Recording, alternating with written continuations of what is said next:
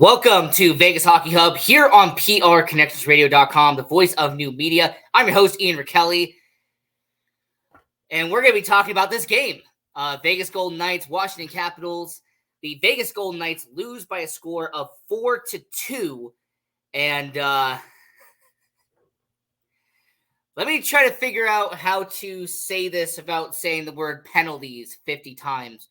Now, when it comes to Vegas, let's go over the pregame notes because that's gonna take like 2 minutes and we'll be done and over with that. So when it comes to the roster moves, there was none.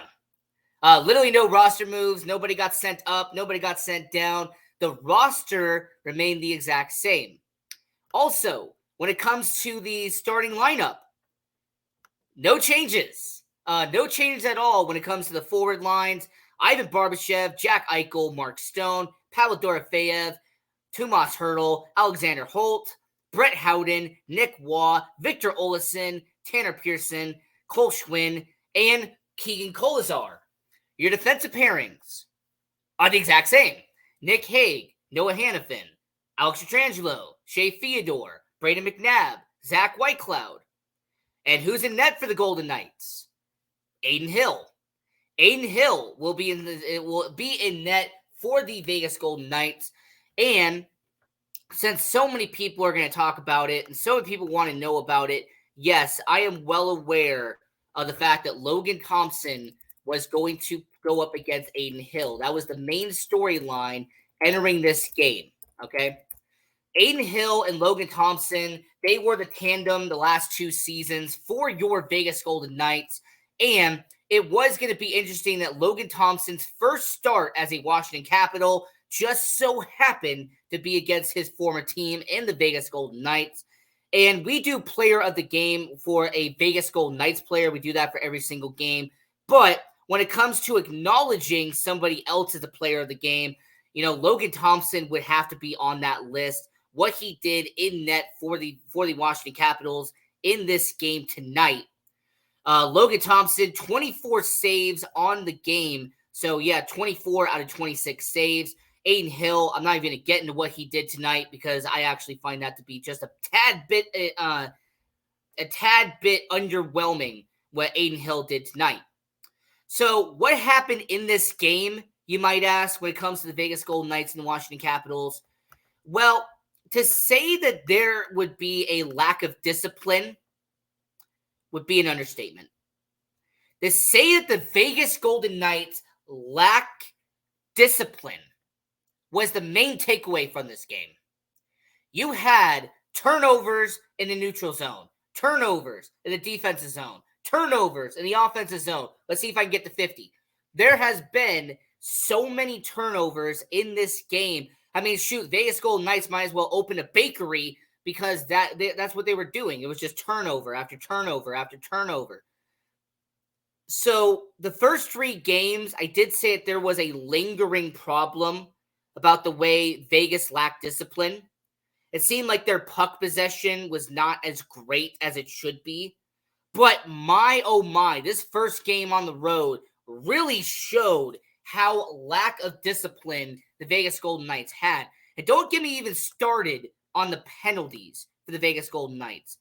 The Vegas Golden Knights had 3 penalties in this game, but they were essentially on top of each other back to back to back.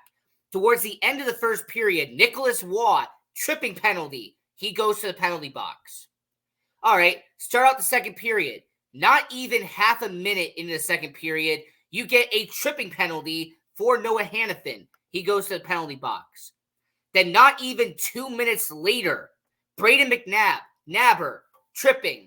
He goes to the penalty box. That is absolutely embarrassing that you have not 1, not 2, but 3 tripping penalties back to back to back. You were essentially asking the Washington Capitals, hey, do you want a free goal? You want a goal? Please, just take it. I mean, to me, that's just a lack of discipline. I don't understand that. I mean, this is also the same Vegas Golden Knights team that was on the power play 4 times and only had 1 power play goal. And we'll get to that goal in just a second. But, okay, so you go 1 for 4 on the power play. And then you go 2 for 3 on the penalty kill. At least he killed off those penalties. But still, it remains. The fact that you had so many tripping penalties, that is an embarrassment when it comes to the Vegas Golden Knights. I don't understand the logic there of why you would have so many tripping penalties called back to back to back. So that was a lack of discipline there. I really did not like what we saw there. Saying that the Vegas Golden Knights have a neutral zone problem. This has been the 4th game in a row where they're just doing so many sloppy passes in the neutral zone. Could be Theodore, Pietrangelo, Barbashev, Stone, regardless of who it is. Trying to shoot across your body in the neutral zone is just asking for somebody to intercept it and keep going around the other way. Now you're back in the defensive zone. I don't understand why their puck possession and the way they're shooting the puck around, I don't get why it's so sloppy, why it's so unorganized for the Vegas Golden Knights. That's like one of the main concepts of hockey. You got to be smart with the way you shoot your puck. But when it comes to the Vegas Golden Knights, unfortunately in this game, when you're watching it and you even look at the box score for the Vegas Golden Knights, this is a Vegas Golden Knights team that had, 7 giveaways. All right, 7 giveaways for the Vegas Golden Knights. So overall, when it comes to the amount of times they turn the puck over, this is just a team that just keeps on turning over the puck at the wrong time. And they've been doing it a couple of times this year, but this game was really a notable occurrence as when it comes to the Vegas Golden Knights, how they performed in this game. I will give them credit. Their block shots were up in this game. All right. 15 block shots. This is a team that's mostly known for blocking shots, but the last couple of games to really begin the year, you didn't see a huge number of block shots there. For the Vegas Golden Knights, I also have to say when it comes to the faceoff circle, 55% Washington, 45% Vegas. So it's kind of, not a big difference. It wasn't like 60-40 or 65-35. But, 55-45 for Vegas. So you did lose the battle, but it wasn't that big of a battle in the faceoff circle. Now, one concern that I do have to mention is the lack of hits in this game. This is a Vegas Golden Knights team that, I thought was going to have some physicality to begin the year, but to have almost triple the amount of hits for Washington as they did for Vegas, 24 compared to just 9 for the Golden Knights. That's not a great number for Vegas to have that little amount of hits in this game.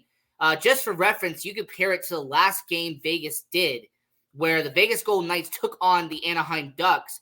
The amount of hits that Vegas had there, you had 15. So, 9 is kind of about cut in half from what you did the previous game. And even then, they got out-hit by Anaheim as well. So, I don't know where the physicality needs to be coming from. Could be the 4th line. Maybe the defensive pairings need to step up and do more hip checks and body checks. But when it comes to the Vegas Golden Knights, so you're lacking some physicality. You are causing tripping penalties, 3 in one game. You have a lack of discipline. You're causing turnovers. You're just giving the puck away. To say that this might be one of the worst performing games of the year would be an understatement. However, last year when they were in Washington, they had one of their worst performances last year. So maybe it's just going to Washington, D.C. in general. Maybe that's just why the Golden Knights perform so badly at Capital One Arena. And you know what? Maybe that's it, right? That's the explanation there. That's the Vegas Golden Knights perform very badly in Washington. That's what we saw on display. Now, for Alex Ovechkin, the Great 8, had a 2-assist night. He was an assist on the Tom Wilson power play goal to put the Washington Capitals up 2-1. And then he also had an assist on the next goal not even 2 minutes later. So for someone like Alex Ovechkin, overall a quiet night for someone of his standards, but a 2-assist night for Alex Ovechkin. And he helped the Washington Capitals out there. Tom Wilson scoring on the power play. A lot of people forget that Tom Wilson, even though he is a big body and he does like to throw it around, he can shoot the puck and he can put it in the back of the net at some times. And the last big noticeable thing I do want to mention was the Jacob Vrana goal. Jacob Vrana, 6 minutes into the first period, he would score the first goal of the game, and it would be for Washington. But man, what an embarrassing goal it was for the Vegas Golden Knights. Zach Whitecloud, he has the puck. He is near the goalie. He's near the net. He's trying to dish it out. And when he shoots it, Andrew Mangiapane just grabs the puck, shifts his body, shoots it over to Jacob Vrana, and he beats Adin Hill to score that first goal of the game.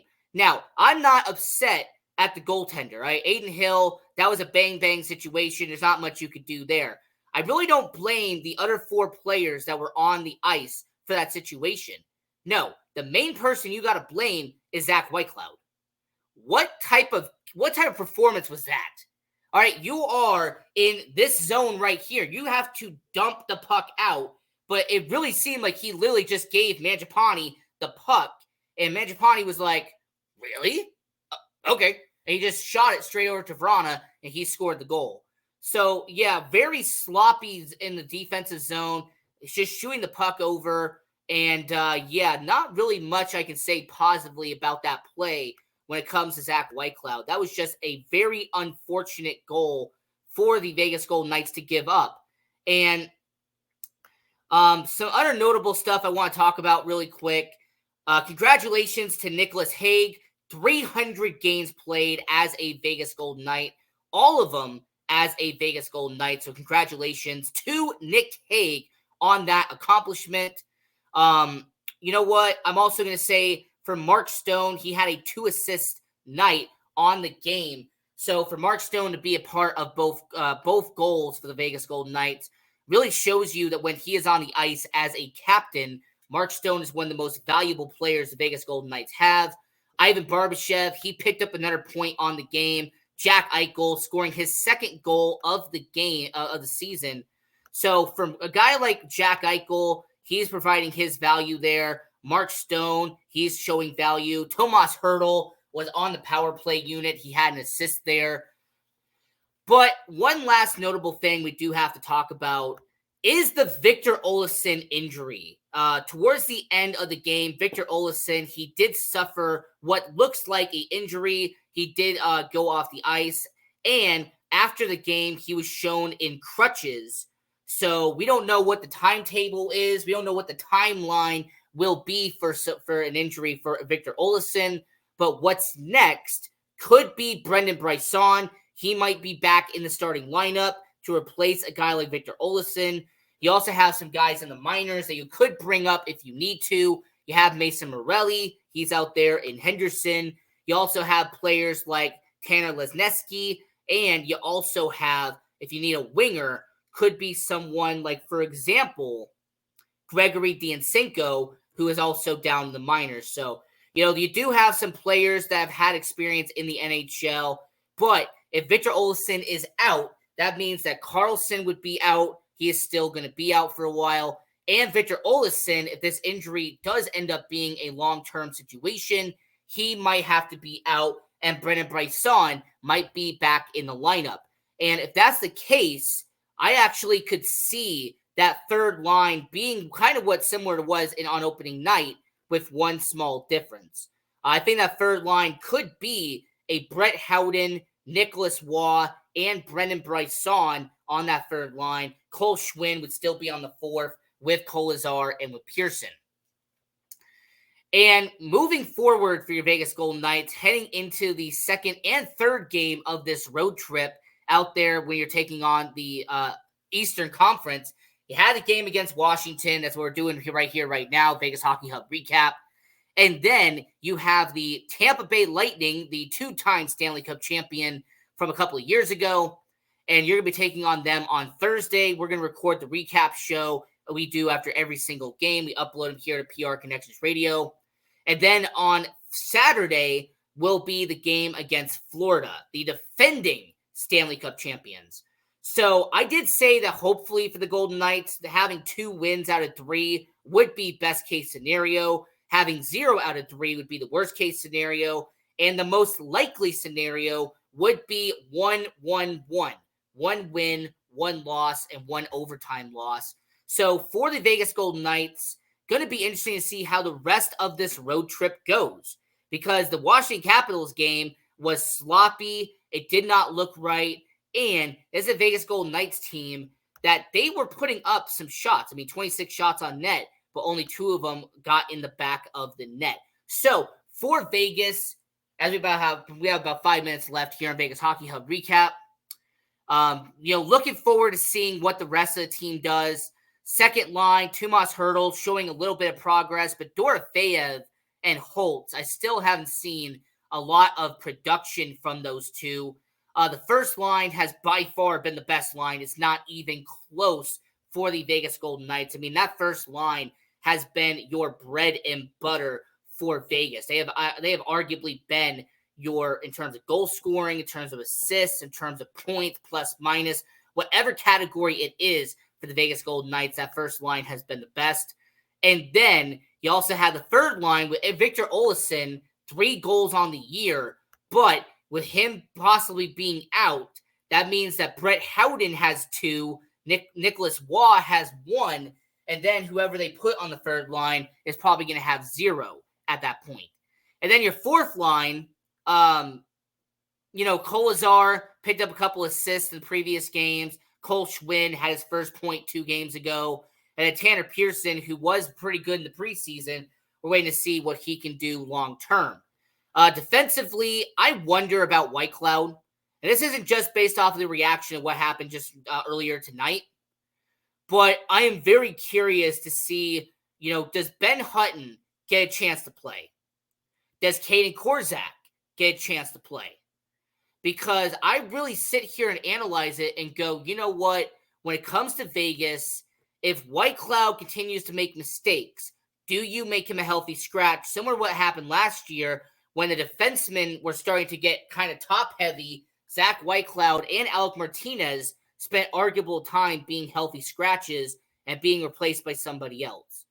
If Zach Whitecloud continued to have turnovers like he did in this game, I don't expect him to be the starting defenseman for much longer. Him being in the lineup every single game, it's going to really depend on performance. So for Zach Whitecloud, I kind of hope that they would stop with the turnovers. Nicholas Waugh, there was a really bad turnover that led into one of their goals in the second period. That was unfortunate to see.